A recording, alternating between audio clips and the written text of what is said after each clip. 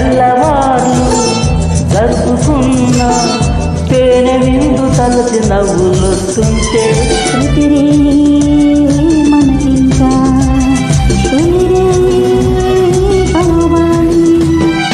ముక్కు పుడక పెట్టుకో మా లక్ష్మిలా,